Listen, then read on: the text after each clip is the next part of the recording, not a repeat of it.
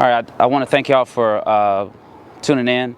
In this particular video, we're going to go over the mark of the beast because there's a lot of information that's being promulgated and a lot of stuff that's being shared about this subject, of course. But we're going to actually go and look at a couple of the scripts and find out what it says about this mark. And what you're going to come to realize, of course, is that you have a mark of the Most Holy and you have the mark of the animalistic version of yourself. Keep watching.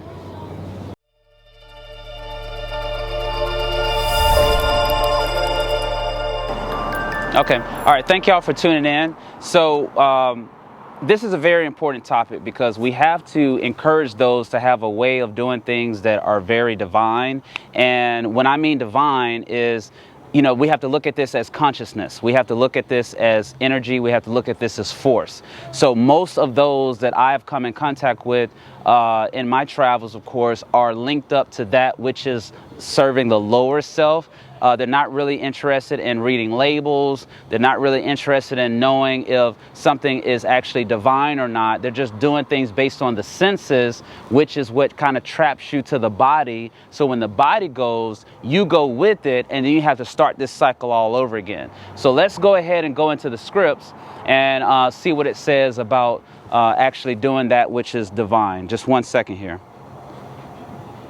All right. So in this video, we're going to be talking about the mark of the beast. So before we deal with the mark of the beast, let's deal with the mark of the Most Holy. And the very first place that you'll be able to find something that references to the mark of the Most Holy is in the book of Deuteronomy, and it's chapter 6 and it's line 8. And this is what it says. It says, "And thou shalt bind them for a sign upon thine hand," right? "And they shall be as what? Frontlets, where? Between thine eyes." So it's basically talking about these particular instructions that was given to these Solarites, or these so-called Israelites, of course, because they were the ones that were supposed to basically have the instructions to go to all the other beings and energies, of course, that exist today. So there's another location that you can actually find this information as well, and that's in the book of Exodus, all right, Shemot, chapter 13, line 16, and this is what it says. And it says, "And it shall be for a token upon thy" what? "Upon thine hand." All right, "And for" what? "Frontlets between thine eyes.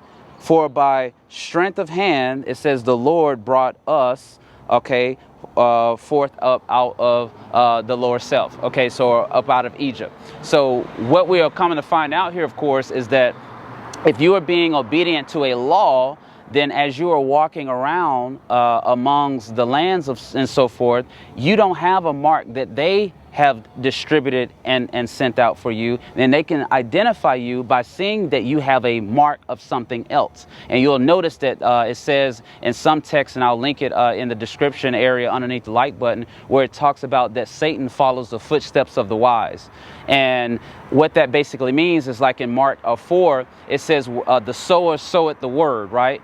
And it says, "But these are they by the wayside, for when the word is sown," it says what? "Satan cometh," what? "Immediately to try to take away the word that was sown in their hearts." Okay. So what we're actually dealing with is we're dealing with those who are serving the best interests of keeping you in your lower self, because that's the only way that they can exist, is if a certain percentage of you on the land is operating in a lower vibration or a lower frequency to allow for them to actually exist for you and everything like that.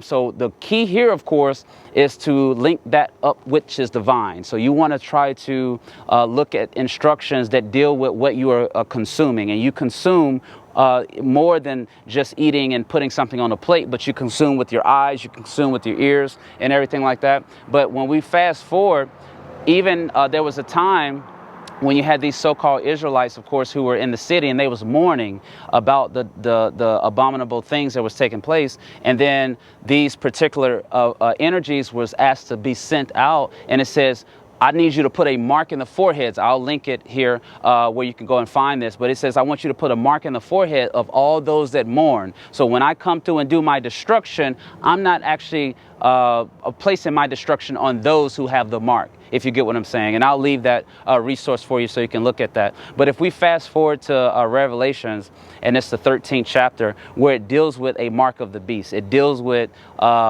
this particular number that you can identify with. And then when we deal with a beast, we're basically saying that an animal, like for example, if I had a dog, and I don't encourage having that, but if you had a dog, or you know someone that has a dog or a cat, or if you look at a rat or a pig or swine or anything like that, they don't actually care about what it is that they're putting in their mouth. Do you get what I'm saying? So if you're trying to operate on a more of a divine level, then you have to do something that separates you from the animalistic version, because there's people that are actually walking around and are actually animals, believe it or not. And you can tell that by looking at the texture of what's on top of your crown, because you have what's called fur and you have that which is called hair. Like this is hair. So the opposite of this would be fur.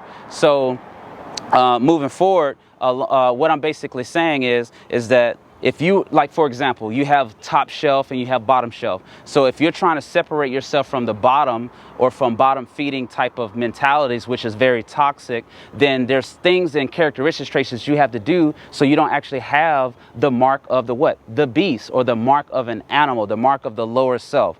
Because what you're trying to do is separate the clean from the unclean. So this mark, a lot of people are talking about chips and like microchips and all this other kind of stuff. But the truth of the matter is, of course, is what you're actually dealing with is you're dealing with the opposite of that which is divine. Do you get what I'm saying? So what we're trying to do is separate the clean from the unclean. And if you are unclean, then you have the mark of the beast, if that makes sense. So like, for example, in another book, it talks about how the clothes even that people are wearing and so forth. And I'll link that there for you as well, so you can look at that resource I put up on the screen. But if you have someone who is looking down, say someone comes to visit, right, and they're looking and they're trying to identify who belongs to me and who belongs to that which needs to be burned up, because it says when the harvest is there, of course, it says the weeds will appear. Do you get what I'm saying? It says the weeds will appear on the harvest and they will be cast up and burned. So if someone is coming and visiting and they're trying to find out who belongs to me and who doesn't belong to me, the best way to be able to identify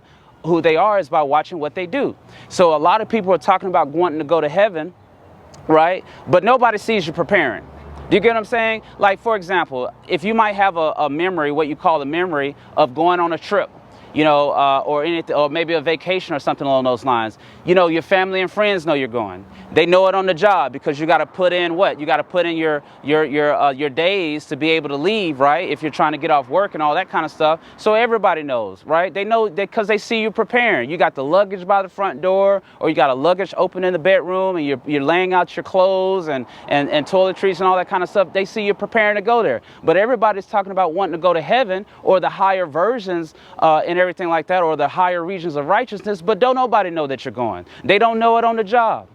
Your family and friends don't know where you're going. Do you get what I'm saying? So in order to be able to know where someone is going, you have to be able to see how are they preparing themselves. So the best way to see how you are preparing yourself is by watching what you do.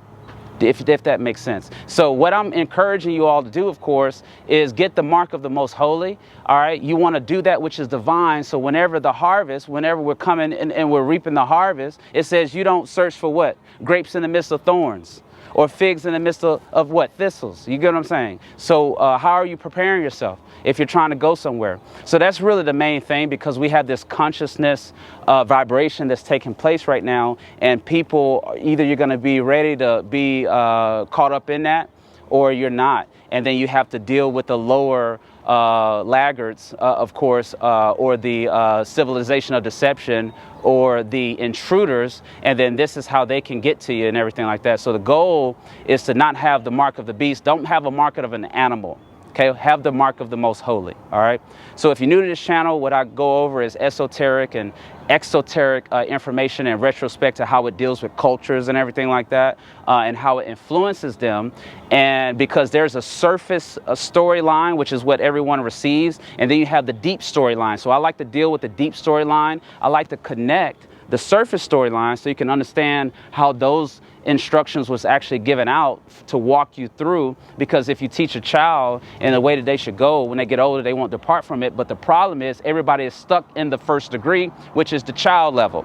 And we have to move through this thing in order to usher in what needs to be ushered in and get rid of that which is unclean, because there's a lot of uncleanliness happening out here today, of course. And right now is the day to get rid of all of that. So if you're new to this channel, maybe subscribe.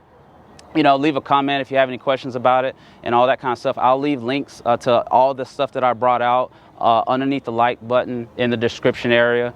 And I'll see you in the next video.